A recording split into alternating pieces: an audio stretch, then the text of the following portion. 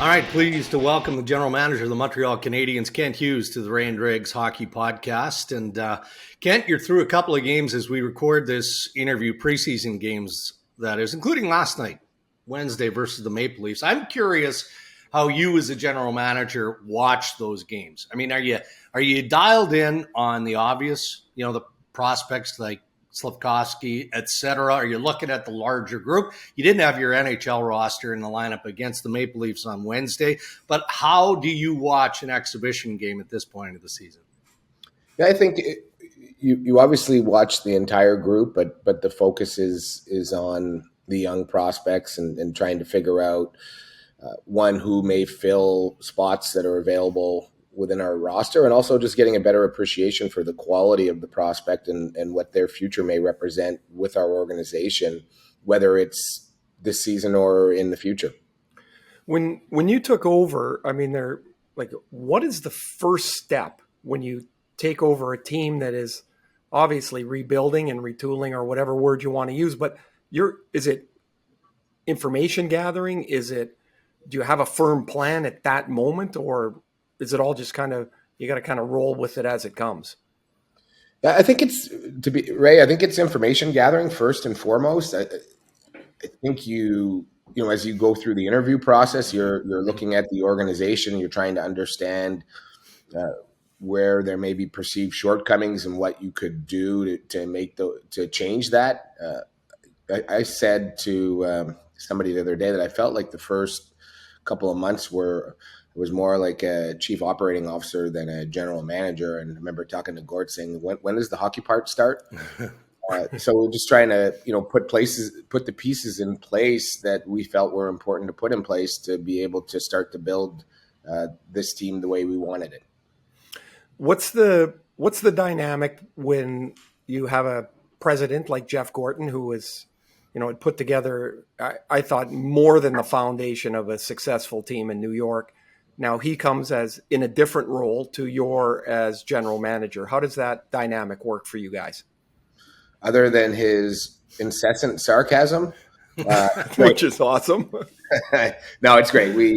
We collaborate on everything. There are certainly things that Jeff more day to day has more experience, just like trying to assemble a roster every game in preseason with the number of vets or this, that, and everything else, and injuries popping up like last night when we get on the plane, or yesterday morning before we left for the game. So there's a lot of little scrambling that he's adjusted to over the years, but for the most part, Jeff and I spent a lot of time over the years talking about hockey, and I think we share a common vision about how to build an organization, and he's also given me a lot of latitude along the way to go ahead and do my own thing. And that's in part, when he approached me about the job, just said, listen, there's a lot of changes that need to be made, and you get a chance to put your fingerprints on it. Ken, talk a little bit about that, because, I'm going to pull the curtain back a little bit and talk about a conversation that you and I had when the speculation first started. Gortz was hired by the Montreal Canadiens. Your name was out there, had been reported that he was interested in you as a potential candidate. You and I talked, and you said, geez, yeah, I mean, there's been discussions and all of that, but you just didn't feel, at least at that time, which is a few months before you ended up getting the job, that it was right for you. And you wanted Gortz and the Montreal Canadiens to go through a full process, right? So What changed it for you when he circled back finally and probably called you 15 times, between the time you and I talked and then you ultimately taking the job? But in that span, what changed? I guess, one, talking to my wife, working through it. Jeff brought up a really good point at one point when he just said, Kent, you're waiting for the perfect time. That may never come. When you may want your kids out of college and everybody off on their own, and then you're ready, and there may never be a job available for you. And, the poor kids that you coach would benefit from you dealing with pros, so that all your energy wasn't focused on them. So I think he knew that it's the sport's always been my passion. I think I love the agency side. I think the one thing that I didn't really think about until the 2011 when the Bruins played Tampa in the conference finals, and it was Game 7 was the best 1-0 game I think I've ever seen, and I had to sit on my hands because we had clients on both sides, and I realized, I'm like, my wife is like, you didn't enjoy that as much as the rest of us. And I said, it's different when you don't have a stake in the outcome. And I enjoyed the Stanley Cup final, not having a client in Vancouver at that time. So, coming to this side, waking up every day, thinking about hockey, going to bed thinking about hockey, that was me. It's always been me. And I think Jeff knew that. And eventually I realized.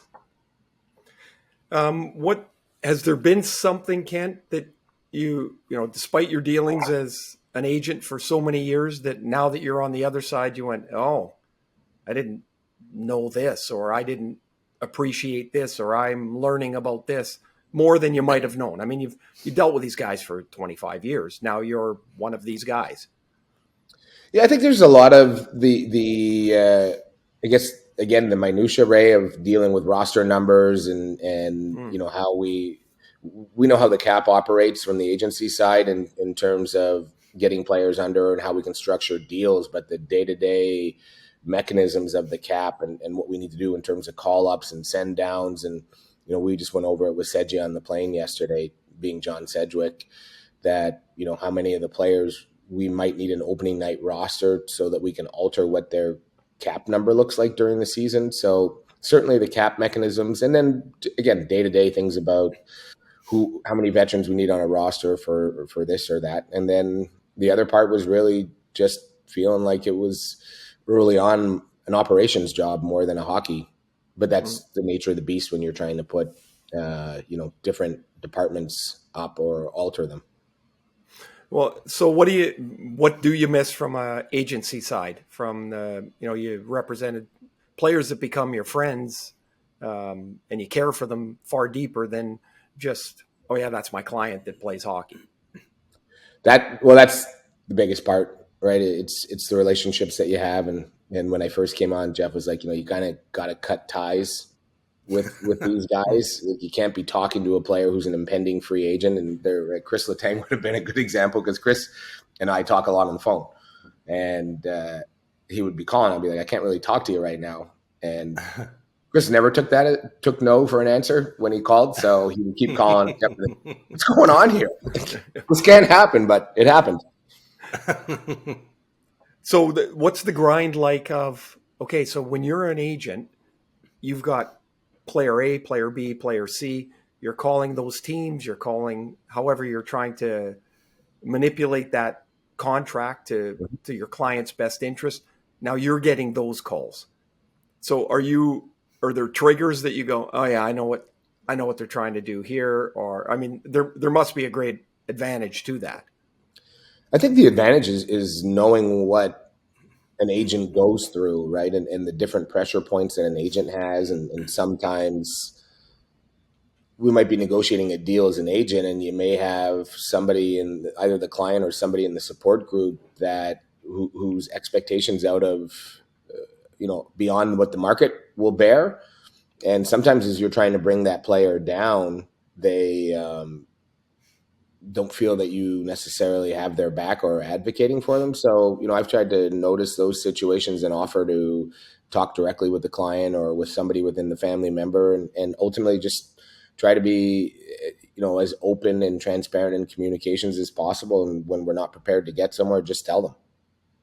Right. And to go back to the first question I asked in terms of how you watch a game now as a general manager, you do have that unique perspective off just what you said, right? I mean, based on the clients, top end guys that you've represented, that they had to have a great camp to put themselves on the radar or in place to vie for a job on that NHL team. So that would be no different now, right? As general manager, yeah, you're looking at it, you're making decisions differently, but you're probably viewing that player specifically through a similar lens. Yeah, and I think the other thing that I'm trying to think through, right, is over the years, my experience with how the player reacts. Yeah. When he either makes or doesn't make a team, or makes a team, the young player, and then gets sent to the American Hockey League. I've lived through that 10 or 15 times and have certain things that generally come up, or certain players that are a certain way will react a certain way. So we're trying to anticipate and make sure that the reactions are, or that there's no misunderstanding in terms of decisions that we're going to make.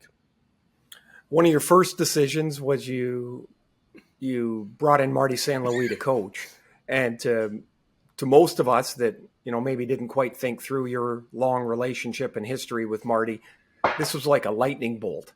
And you're like, okay, I know lots of guys that coach Bantam, and they're really good coaches, but what made you think that, okay, yeah, of course Marty can do this? Bring us through that a little bit. So I've coached a lot of Bantam hockey myself. Are you any good? And no. He was good. Ken Hughes is a good coach. I guess because I was always so interested in hockey. So when I spoke to clients, we talk about like, what are you guys doing in the neutral zone? What are they teaching you? What are you going through? Like, what concepts are you guys thinking about on zone entries? Or are they asking you to do? So I spent a lot of time talking technically with clients too, just for my own interest, and a lot with Marty. He had an 03 son, and so did I. So we coached against each other for many years. And then he had an 05 son, and I got roped into continuing coaching after my kids were gone. And I remember we played them one day, and he looked over on the bench and he was like, "What the hell are you doing here?" And then it was another 5 years of playing each other. But during that time, we spent a lot of time talking, and I tried to take all the feedback I'd had from NHL clients over the years about their coaches and what they coach and how they communicate, and try to get a picture of what I thought a good coach would be in today's world. Clearly, you got to have technical expertise, and Marty is a highly analytical guy. You could talk to him about hockey or blackjack or anything else, and you'd see the type of mind that he has. But we also wanted a leader, somebody that could command a room. He definitely has a presence.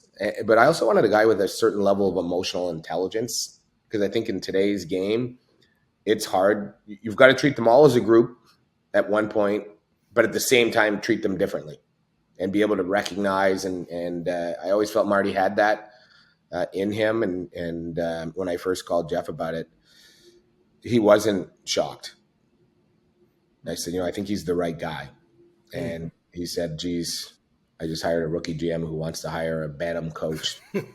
And I said, "Well, go meet with him and let's see." And because it was an interim basis, I thought it was an easier notion for the public to accept, right? Because if we're doing it on an interim basis, not like we could go hire a coach from another NHL team or a junior team or anywhere else. And felt worst case scenario, we got the wrong guy. I'm wrong, and we're going to get the first overall pick.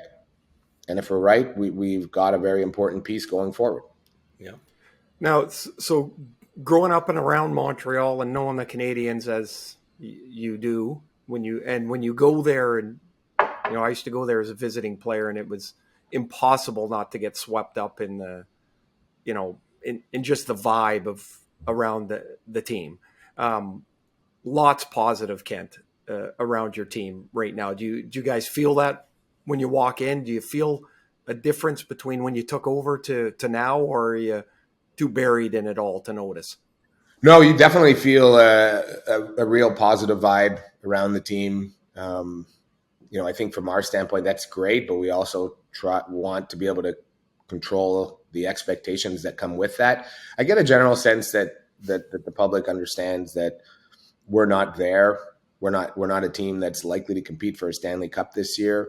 Hey, bigger surprises, I guess, have happened. So I would certainly, there's not a hockey player that wants to hear his general manager say that we're not in a position to win a Stanley Cup, but we're certainly not favorites. And I really sense that the public has that patience right now. Maybe we're lucky to come at the right time in order to have that patience based on past experiences that they've had. But yeah, it's very, very positive. Day to day, I'm sure there's going to be reactions that we got to manage, and at least try to manage the internal part of it, right, with all the pressure and enthusiasm in this market, and just make sure the guys can handle it.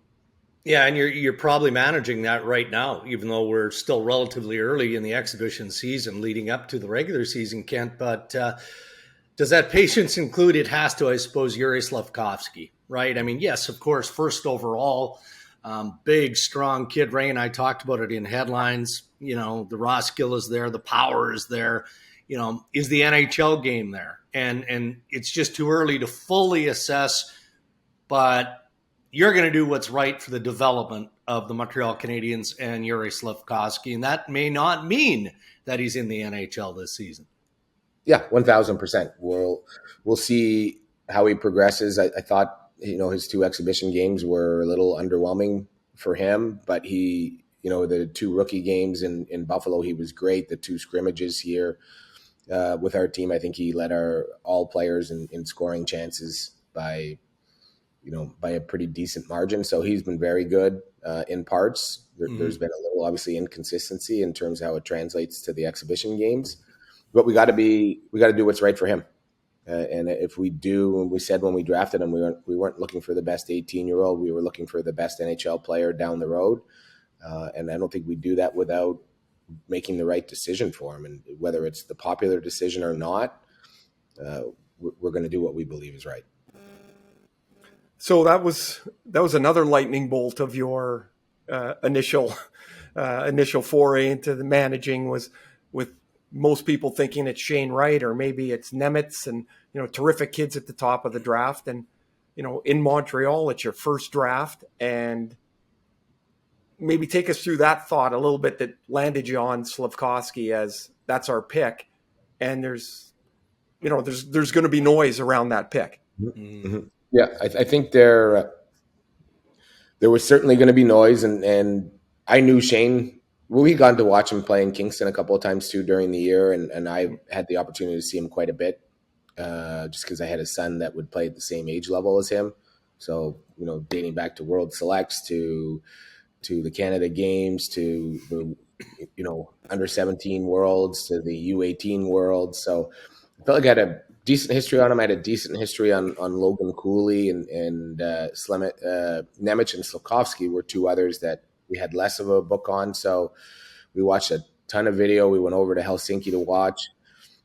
We brought a lot of people over so that we invited a lot of opinions into the equation. And even those that weren't traveling, we asked them to watch on video. And from the get-go, we told them, we're going to make what we think is the right decision. And if that's not the popular decision, that's fine. But we want you guys to give us your honest opinion.